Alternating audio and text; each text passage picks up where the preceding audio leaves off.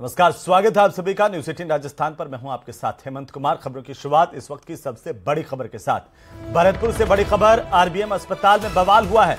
शख्स की मौत के बाद परिजनों का भारी हंगामा यहां पर देखने को मिला है। मृतक के परिजनों ने अस्पताल में पथराव किया। आरबीएम अस्पताल के पूछताछ केंद्र के शीशे तोड़ दिए हैं। इस वक्त की सबसे बड़ी खबर, सबसे पहले सबसे तेज न्यूज़ 18 राजस्थान पर। तस्वीरें हम आपको दिखा रहे हैं। अस्पताल में तैनात गार्ड इस दौरान डर करके ड्यूटी छोड़कर भाग छूटे। इमरजेंसी वार्ड में भी हंगामा हुआ है। 5 से 6 लोगों ने अस्पताल में तोड़फोड़ की है। सबसे पहली तस्वीरें इस पूरे घटनाक्रम को लेकर के ज्यादा जानकारी के साथ सहयोगी दीपक पूरी फोनलाइन पर है। दीपक, क्या जानकारी? देखिए हेमंत, ये जो युवक है राजेंद्र नगर का रहने वाला है, जिसकी करंट लगने से मौत हो गई, जिसको उसके परिजन है आरबीएम अस्पताल लेकर के पहुंचे, जहां पर चिकित्सकों ने उसे मृत घोषित कर दिया। जो उसके साथ मृतक व्यक्ति था, उसके साथ जो लोग मौजूद थे, उन्होंने आरबीएम अस्पताल में हंगामा किया, जमकर के तोड़फोड़ की और जो वहां पर जो शीशे लगे हुए थे, चिकित्सकों का जो काउंटर है उस पर तोड़फोड़ की, जिससे शीशे टूट गए थे। और वहां पर जो गार्ड थे, इतनी अफरा तफरी मची अस्पताल में कि गार्ड अस्पताल छोड़ करके भाग गए। यानी कि पूरी तरह से दहशत का माहौल वहां पर मच गया। और 5 से 6 लोग ये बताए जा रहे हैं जो मृतक व्यक्ति था उसके साथ मौजूद थे। और बताया जा रहा है कि चिकित्सक ने पहले जो मृतक व्यक्ति था उसकी जांच की, ईसीजी की, उसके बाद उसको मृत घोषित कर दिया। लेकिन उसके जो परिजन थे उनका कहना था कि हमें एम्बुलेंस उपलब्ध कराई जाए, हम उसे दूसरे हॉस्पिटल में लेकर के जा रहे हैं। लेकिन चिकित्सकों ने कहा कि मृत व्यक्ति को एम्बुलेंस उपलब्ध नहीं कराई जाती है। उसके बाद उन्होंने वहां पर हंगामा किया, जमकर के तोड़फोड़ हुई। चिकित्सकों की सूचना पर पुलिस, मथुरागेट थाना पुलिस मौके पर पहुंची और पूरे मामले की अब जांच कर रही है। और बड़ी ये बात ये रही कि मृत जो व्यक्ति था उसके साथ जो लोग आए थे, उन्होंने जमकर के अस्पताल में हंगामा किया। इतना ही नहीं, जहां पर चिकित्सकों का जो केबिन होता है उसमें भी तोड़फोड़ की गई, जमकर के उत्पात किसी तरह की पुलिस ने कोई एफआईआर दर्ज की है? दीपक, किसी पर कोई कार्रवाई हुई है? देखिए, इस पूरे मामले को लेकर के जो मथुरागेट थाना अधिकारी उनसे हमारी बात हुई तो उनका कहना है कि जो अस्पताल प्रशासन है उसके द्वारा अभी तक कोई रिपोर्ट दर्ज नहीं कराई गई है। उनका कहना है कि जो वहां की पीएमओ है, पहले उनसे बातचीत करके उसके बाद जो रिपोर्ट दर्ज है वो कराई जाएगी। लेकिन सबसे बड़ी बात इसमें ये रही कि पुलिस जैसे ही अस्पताल पहुंची, उससे पहले जो मृत व्यक्ति के साथ उसके जो परिजन मौजूद थे वो सबको लेकर के वहां से फरार हो गए। पुलिस यानी कि उससे पहुंचने के बाद कोई कार्रवाई करती, उससे पहले वहां से वो फरार हो चुके थे। अब मथुरागेट थाना पुलिस पूरे मामले की जांच कर रही है। जो मृत व्यक्ति है वो राजेंद्र नगर का रहने वाला बताया जा रहा है। करंट लगने से उसकी मौत हुई थी, उसको लेकर के उसके परिजन अस्पताल पहुंचे थे और उसके बाद ये हंगामा किया गया। दीपक, चलिए, बहुत शुक्रिया तमाम जानकारी के लिए और लगातार नजर बनाए रखिए। अब ये हंगामा शांत हो गया है। जो हंगामा कर रहे थे परिजन, वो अस्पताल से जा चुके हैं। पुलिस मौके पर पहुंची, सब कुछ अब शांत है। अस्पताल में जांच की जा रही है। आरबीएम अस्पताल की सबसे पहली तस्वीरें, हंगामे के बाद की तोड़फोड़ की तस्वीरें आपकी टीवी स्क्रीन पर हैं। तो चलिए आगे बढ़ेंगे। और इसी बीच बड़ी खबर मिल रही है राजधानी जयपुर से, जहां पर कल गृह मंत्री पहुंचेंगे। कल राजस्थान के दौरे पर केंद्रीय गृह मंत्री अमित शाह होंगे। कल शाम को 5 बजे उनका जयपुर पहुंचने का कार्यक्रम है। शाम को 7 बजे बीजेपी के प्रदेश कार्यालय में अमित शाह जाएंगे। प्रदेश कार्यालय में रात तक बैठक लेंगे, लगातार चिंतन करेंगे, मंथन करेंगे। आगामी चुनावों को लेकर के प्रत्याशियों से लगा करके एक रणनीति पर भी मंथन हो सकता है। क्या रणनीति भाजपा की रहने वाली है? प्रत्याशियों के चयन को लेकर किन प्रत्याशियों का चयन होना, लिस्ट कब तक जारी होगी, ये तमाम मुद्दे जिनको लेकर के अमित शाह नई स्ट्रेटेजी बनाते हुए नजर आएंगे। बीजेपी के प्रमुख नेता और पदाधिकारी इस दौरान मौजूद होंगे बीजेपी के प्रदेश कार्यालय में। इस वक्त की सबसे बड़ी खबर सियासी हलकों से, जहां पर केंद्रीय गृह मंत्री अमित शाह कल राजस्थान के दौरे पर रहने वाले हैं। कल शाम को वे 5 बजे जयपुर पहुंचेंगे। इसके बाद सीधे अमित शाह पहुंचेंगे बीजेपी प्रदेश मुख्यालय। शाम को 7 बजे उनका प्रदेश मुख्यालय पर पहुंचने का कार्यक्रम है। इसके बाद बैठकों का दौर शुरू होगा, मंथन का दौर शुरू होगा, जो देर रात तक चलेगा।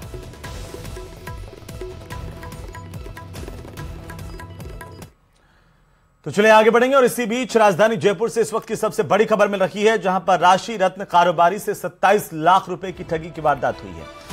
राशि रत्न बिकवाने के बहाने डायमंड और पन्ने के 3 नग हड़प लिए गए। कथित तौर पर मुंबई में जयपुर से फरार शातिर ठग पकड़ा गया, जिसकी तस्वीरें सबसे पहले आपकी टीवी स्क्रीन पर है। पीड़ित कारोबारी ने जालूपुरा थाने में केस दर्ज करवाया था। पुलिस ने कार्रवाई की है। राशि डोगरा डूडी की तरफ से जानकारी दी गई, जो कि डीसीपी नॉर्थ हैं। उन्होंने ठगी का बड़ा खुलासा किया है और ये बताया कि जयपुर बुलाकर के 27 लाख के डायमंड हड़पे, पन्ने के नग भी इसमें शामिल है। यूट्यूब वीडियो में कारोबारी का मोबाइल नंबर देख करके संपर्क किया था। शोरूम में सैंपल दिखाने के बहाने 27 लाख के रत्न लेकर के ये जो ठग है वो भाग छूटा था। मोहम्मद अनीस ने आशीष नाम बता करके संपर्क किया था। ठग ने नाम बदला, संपर्क किया, ठगी की वारदात को अंजाम दिया, लेकिन राजस्थान पुलिस के हत्थे चढ़ गया है, उससे बच नहीं पाया। राजस्थान पुलिस ने इसे गिरफ्तार किया है। देखिए, आरोपी हमारे गलता गेट का एक हिस्ट्री सीटर है अनीस, जिसने अपना नाम आशीष बताया और जेके ज्वेलर्स का मालिक होके हरिद्वार के एक परिवादी से हीरे खरीदे और उसके साथ ठगी की और उसे शोरूम का फ्रंट दिखाकर और वहाँ पे अपनी जान पहचान बताकर पीछे के दरवाजे से निकल गया और यहाँ से वो मुंबई के लिए चला गया। फिर पुलिस की टीम मुंबई से उसे लेकर आई और उससे हीरे बरामद की। तो चलिए आगे बढ़ेंगे। चूरू में कंटेनर में आग लगने की बड़ी जानकारी इस वक्त मिल रही है। कंटेनर में सवार एक ड्राइवर इसकी वजह से जिंदा जल गया। चूरू से बड़ी खबर, नेशनल हाईवे 52 पर हड़ियाल के पास में केमिकल कंटेनर में आग लगी है। भीषण आग लगने से एक ड्राइवर के जिंदा जलने की जानकारी इस वक्त सामने आ रही है। कंटेनर में सवार था ड्राइवर जो जिंदा जला इस आग में। दूधवा खारा और तारानगर पुलिस मौके पर पहुंची है। फायर ब्रिगेड की 2 गाड़ियां इस आग को बुझाने में जुटी हुई। करीब 1 घंटे से धू-धू करके ये कंटेनर जल रहा है। गुजरात नंबर का कंटेनर बताया जा रहा है जो केमिकल से भरा हुआ था। इसमें आग लगी और आग लगने से ड्राइवर जिंदा जला है। दोनों तरफ वाहनों की लंबी कतारें हाईवे पर इस वक्त लगी हुई हैं। चूरू से आ रही तस्वीरें आपकी टीवी स्क्रीन पर है। ये बड़ी खबर, कंटेनर में अचानक से आग लगी। जानकारी के मुताबिक कंटेनर में केमिकल भरा हुआ था और इसके बाद ड्राइवर को संभलने का मौका ही नहीं मिला। ड्राइवर इस आग में जिंदा जल गया है। बहरहाल अब इस आग को बुझाने की कवायद लगातार जारी है। चूरू के दूधवा खारा तारानगर के इलाके से यह बड़ी जानकारी है, जहां पर दोनों पुलिस स्टेशन की पुलिस जो है मौके पर पहुंची हुई है, दूधवा खारा की और तारानगर की।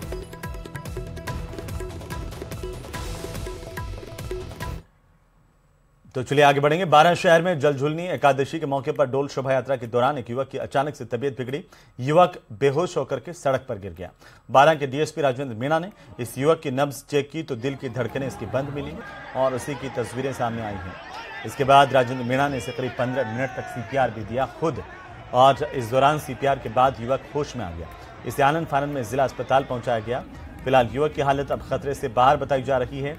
डीएसपी राजेंद्र मीणा की ओर से एक युवक की जान बचाने का यह वीडियो थोड़ी ही देर में सोशल मीडिया पर जमकर वायरल हुआ है और लोग डीएसपी राजेंद्र मीणा की तारीफ कर रहे हैं। किस तरीके से उन्होंने खुद न केवल सीपीआर दी बल्कि इस तरह से मूर्छित हुए युवक को वापस से जब तक ये होश में नहीं आ गया तब तक लगे रहे, इसकी जान बचाई। ये तस्वीरें देखिए, बेहद ही महत्वपूर्ण तस्वीरें हैं। 12 के इलाके से ये तस्वीरें आई हैं और यहाँ पर डोल उत्सव का आयोजन हो रहा था और इसी दौरान जब डोल शोभा यात्रा निकल रही थी, युवक की तबीयत अचानक से खराब हुई। अचानक से युवक बेहोश हुआ, सड़क पर गिर गया, इसके नाक से खून आने लगा।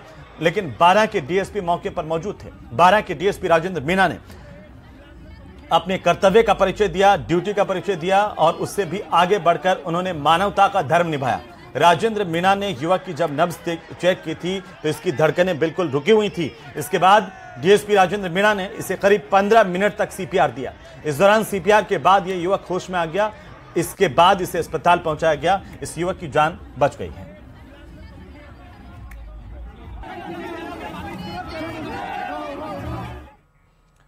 करीब 1 साल पहले मिड डे मील में हुए कथित भ्रष्टाचार के मामले को लेकर के आज ईडी एक्शन में नजर आई और ईडी ने राजस्थान सरकार के गृह राज्य मंत्री राजेंद्र यादव समेत उनके करीबी पार्टनर कमलजीत राणावत के घर और दूसरे ठिकानों पर छापेमारी की है।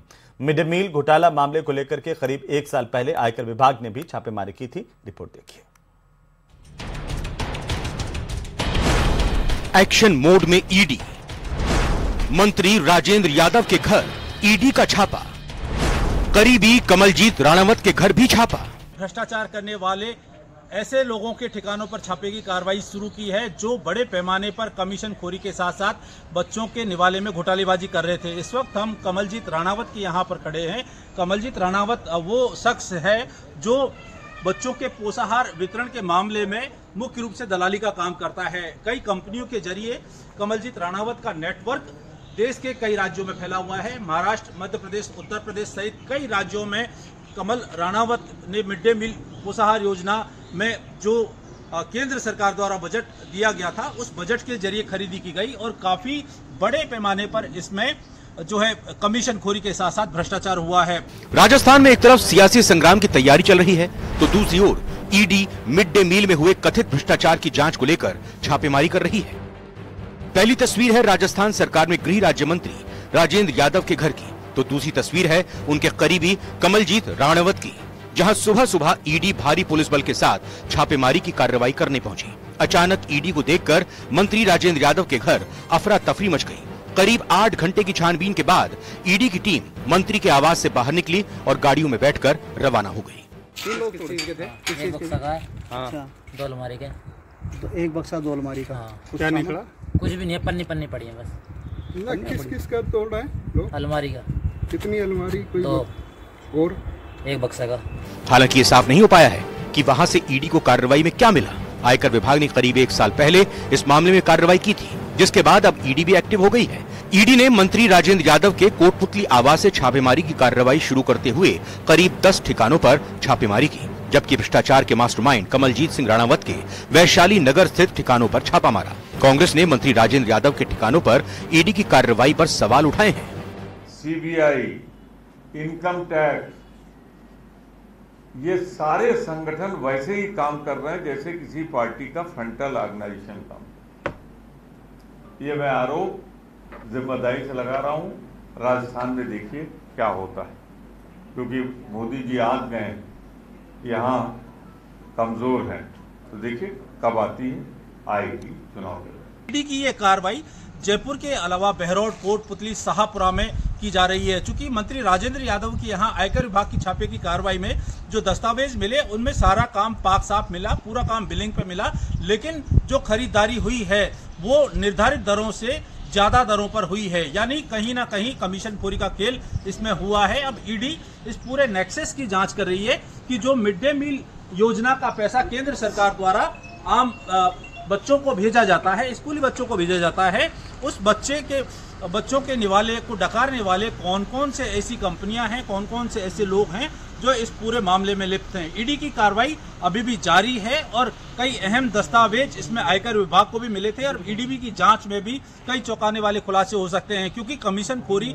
और भ्रष्टाचार का जो पैसा जिन कंपनियों के जरिए गया है, ईडी मनी लॉन्ड्रिंग एक्ट के तहत ऐसे मामलों की अब जांच करेगी और जो दोषी लोग हैं उन पर ईडी सख्त कार्रवाई कर सकती है। राकेश शर्मा, न्यूज 18 राजस्थान, जयपुर। तो वहीं इस मामले को लेकर गृह राज्य मंत्री राजेंद्र यादव ने प्रेस कॉन्फ्रेंस की और कहा कि सत्य को परेशान किया जा सकता है, लेकिन पराजित नहीं किया जा सकता। मिड डे मील के गड़बड़ झाले में हमारा कोई रोल नहीं है। मिड डे मील में ना तो हम टेंडर डालने वाले हैं, ना मेरा परिवार उसमें कहीं सप्लायर है। हम सरकारी काम करते ही नहीं है कभी, ना हमारे बस का है कि वो जाकर के काम करना। जो वहाँ काम लेते हैं वो लोग हमसे अगर माल ले जाते हैं तो हमारा उसमें कोई कहाँ से इन्वॉल्वमेंट होता है। अब उन चीजों को मनगढ़ंत बना करके जोड़ना, मुझे नहीं लगता कि ये कोई एक वो है।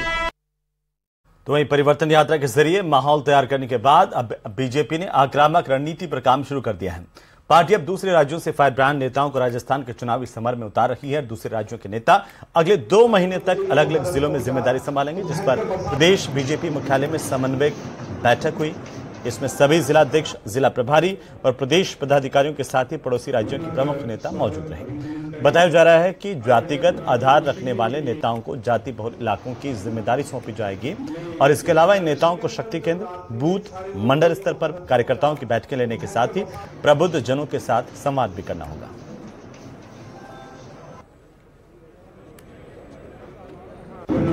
स्वागत अभिनंदन करें। अलग अलग जिले में जाएंगे और चुनाव का जो कल हमारा जो सभा हुआ माननीय प्रधानमंत्री का, इसमें मैं तो कहता हूँ ये बहुत ही ऐतिहासिक हिस्टोरिकल सभा था। तो इस सभा के बाद आज एक बैठक हुआ है, प्रत्येक जिला में विधानसभा केंद्र बहुत ही कार्यक्रम हमने दिया है। पार्टी का कार्यकर्ता होता है, देश भर का उसका काम होता है पार्टी का काम करना, तो हमें यहाँ पे अभी जो भी जिम्मेदारी आज बताएंगे वो काम करेंगे।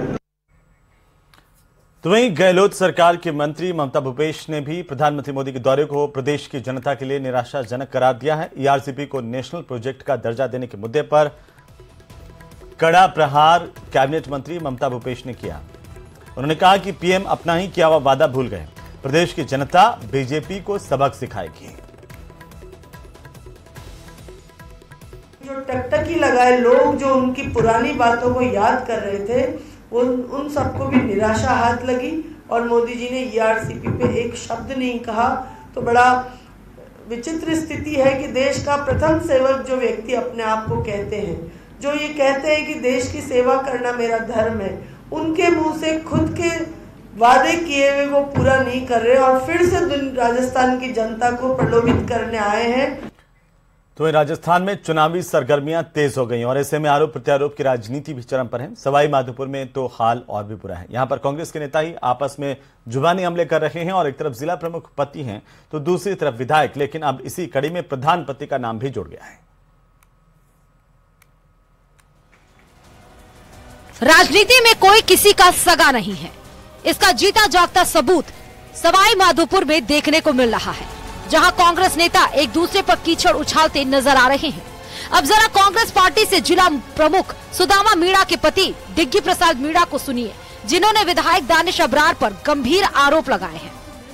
विधायक का महिलाओं के प्रति रवैया ठीक नहीं है। एक एबरा की सरपंच है, एससी की महिला है, उसको भी इसने इसी तरीके से प्रताड़ित कर रखा है।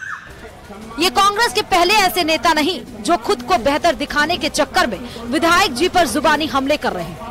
जिला प्रमुख पति जहां विधायक दानिश अबरार को खरी खोटी सुनाते दिखे, वहीं दूसरी तरफ पंचायत समिति के नए भवन के शिलान्यास के मौके पर कांग्रेस पार्टी से प्रधान निर्मा मीणा के पति मुकेश मीणा ने जिला प्रमुख पति यानी दिग्गी प्रसाद मीणा को जमकर सुनाया। इतना ही नहीं, इस कार्यक्रम में उन्हें निमंत्रण तक नहीं भेजा गया।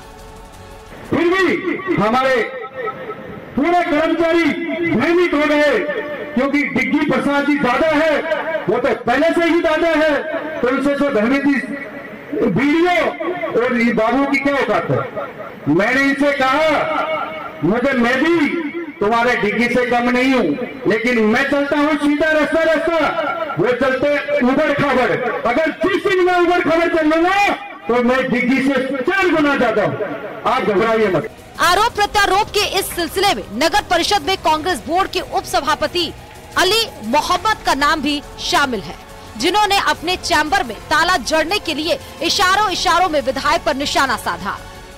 नहीं था वो ऑफिस, उसकी 3 चाबियां थी, स्वागत कक्ष की तरह था वो। नगर परिषद में मैंने निर्दलीय पार्षद राजेश पाड़िया को दे रखी थी एक चाबी, एक हाउसिंग बोर्ड का जो शर्मा है अपने बीजेपी का पार्षद, उसको दे रखी थी। सभी आते थे बैठते थे उसमें। उस वाइट की वजह से, मेरे टिकट मांगने की वजह से ऑफिस के ताला लगा दिया। अब ताला नगर परिषद के कमिश्नर द्वारा लगाया गया था या किसी कर्मचारी द्वारा लगाया गया, मुझे मालूम नहीं। वहीं सवाई माधोपुर कांग्रेस में चल रहे आपसी घमासान के बीच विधायक दानिश अबरार ने सीधे तौर पर तो किसी को कुछ नहीं कहा, लेकिन उनका ये बयान बहुत कुछ बयां कर रहा है। और जहाँ तक चुनावी मौसम का सवाल है, हम सब सच्चे कांग्रेस के सिपाही हैं। इस मंच के माध्यम से, पंचायत समिति के माध्यम से, आप सबके माध्यम से खुली घोषणा और ऐलान करता हूँ, आने वाले चुनाव में कांग्रेस पार्टी जिस किसी को भी सवाई माधोपुर विधानसभा से टिकट देगी, उसको पहली माला दानिश अबरार पहनाएगा। चुनावी समर में पार्टियां जीत के लिए विरोधियों से निपटने की रणनीति बनाती हैं, लेकिन सवाई माधोपुर में कांग्रेस अपने ही घर में घिरी है। ऐसे में एक दूसरे पर कीचड़ उछालने वाले इन नेताओं को टिकट मिलेगा या नहीं, ये तो नहीं पता, लेकिन विरोधियों को इसका फायदा जरूर हो सकता है। सवाई माधोपुर से न्यूज़ 18 राजस्थान के लिए गिरिराज शर्मा की रिपोर्ट। तो वहीं जयपुर के संस्कृत विश्वविद्यालय में सांसद निधि से बनने वाले आधुनिक ज्ञान विज्ञान संकाय के भवन का शिलान्यास समारोह आज संपन्न हुआ है। शिलान्यास समारोह में मुख्य अतिथि के तौर पर केंद्रीय मंत्री गजेंद्र सिंह शेखावत ने शिरकत की। इस कार्यक्रम में कुलपति प्रोफेसर राम सेवक दुबे ने संस्कृत विश्वविद्यालय की ओर से शुरू किए गए निःशुल्क पाठ्यक्रमों में 60,000 से भी अधिक लोगों की ओर से आवेदन करने को ऐतिहासिक बताया। समारोह के अध्यक्ष आदरणीय प्रोफेसर राम सिंह दुबे साहब, मनीषियों ने जीवन दर्शन दिया था, जीवन पद्धति दी थी, उसको अप्लाइड साइंस के रूप में, लाइफ साइंस के रूप में किस तरह से क्रिएट करें, उसको कनेक्ट करें, उस पर काम करने की आवश्यकता है। हम अपने आयुर्वेद की क्लिनिकल ट्रायल्स को करके आयुर्वेद को एक बार साइंटिफिकली वैलिडेट अगर कर दें आयुर्वेदिक प्रोडक्ट को, तो पूरी दुनिया में उसकी स्वीकार्यता का बनाने की मानसिकता आज है। ऐसे अद्भुत अवसर पर हमको काम करने का अवसर मिला। माननीय रामचंद्र जी ने विषय रखते हुए कहा कि वैदिक जल का अनुसंधान केंद्र यहाँ बनना चाहिए, और क्योंकि कौशलेंद्र जी ने ये भी कह दिया कि दामाद और जोहारी मांग रहे हैं, तो मेरे पास में इनकार करने का कोई मार्ग भी नहीं है। तो वहीं मध्य प्रदेश में टिकटों में सांसदों को प्रत्याशी बनाए जाने की घोषणा के बाद राजस्थान में चर्चाएं जोरों पर है कि राजस्थान में भी सांसदों को चुनावी रण में उतारा जा सकता है। हालांकि अभी पार्टी ने पूरी तरह से फैसला नहीं किया है। राजस्थान में बीजेपी के चुनाव प्रभारी और केंद्रीय मंत्री प्रहलाद जोशी ने कहा कि ऐसा नहीं है कि सांसद चुनाव नहीं लड़ सकते। कांग्रेस में तो हारने वालों को टिकट दिया जाता था। वहीं टोंक सवाई माधोपुर से सांसद सुखबीर सिंह जौनपुरिया ने कहा कि कार्यकर्ता ही सांसद और विधायक बनता है। हालांकि उन्होंने खुद विधायक का चुनाव लड़ने से इनकार किया है। संसद चुनाव नहीं लड़ना चाहिए, ऐसे है क्या? कांग्रेस पार्टी ने ऐसा किया है क्या कभी? और एक कांग्रेस पार्टी का इतिहास थोड़ा तो याद रखना चाहिए। तो ऐसे तो पहले तो इसको एमएलए में हारते थे, उनको एमपी बनाते थे, एमपी में हारते थे एमएलए बनाते थे, बाद में जो मंत्री बनते थे, जब वो प्रदेश में उनका अगर उनको कंट्रोवर्शियल व्यक्ति बनते तो राज्यपाल बनाते थे। ये तो क्या हमको क्या बोलते हैं? तो ये तो प्रदेश का नेता है, ये जो लोग सब खड़े हुए प्रदेश का नेता है, और कांग्रेस पार्टी के पास नेता नहीं है, यही प्रॉब्लम है कांग्रेस पार्टी का। और जारी हो जाएगी क्या? बहुत जल्दी हो जाएगी। जिस हिसाब से पार्टी का पदाधिकारी है, उसके नाते सांसद और विधायक कोई ज़्यादा बड़ी बात नहीं रखता। जैसे पार्टी आदेश देती है उसी के अनुसार हम सब लड़ रहे हैं। मैं समझता हूँ जिस हिसाब से उनको देखा होगा तो उसके अनुसार में राष्ट्रीय नेतृत्व बोला होगा, जो भी उनकी जहाँ जरूरत होगी उस हिसाब से उनको लगाया है। तो मैं समझता हूँ पार्टी कार्यकर्ता होने के नाते सांसद विधायक तो कार्यकर्ता ही बनता है, तो उसके नाते से जिम्मेदारी दी जा रही है। तो वहीं बीजेपी में अब टिकटों की घोषणा का इंतजार हो रहा है। जल्द टिकटों की घोषणा की संभावनाओं के बीच टिकट मांगने वालों का बीजेपी प्रदेश कार्यालय और नेताओं के पास जमावड़ा लगना शुरू हो गया है। आज बीजेपी प्रदेश कार्यालय पर टिकटार्थियों की काफी गहमा गहमी देखने को मिली है। बड़ी संख्या में दावेदार अपने अपने समर्थकों के साथ बायोडाटा लेकर के प्रदेश कार्यालय पहुंचे और ऐसे ही टिकटार्थियों से बात की जानने की कोशिश की गई और कि क्या वे सोचते हैं। इसे लेकर के उन्होंने कहा है कि वे लगातार लोगों की सेवा करते आए हैं, इसलिए उम्मीद करते हैं कि पार्टी उन्हें टिकट दें।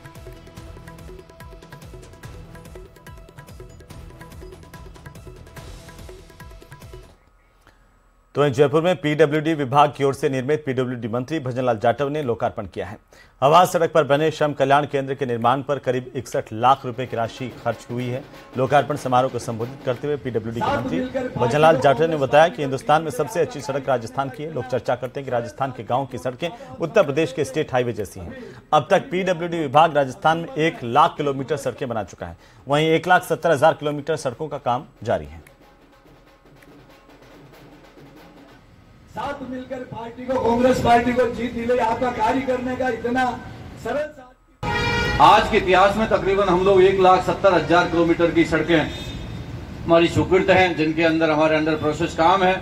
1 लाख किलोमीटर के आसपास हम सड़कों का निर्माण कर चुके हैं। और सबसे बड़ी बात कि आज जो इस साल का बजट है, तकरीबन 18,000 करोड़ का बजट था, वो बजट आज की डेट में 94% हमने इम्प्लीमेंट कर दिया। और इसी के साथ ही इस बुलेटिन में फिलहाल इतना ही। नमस्कार।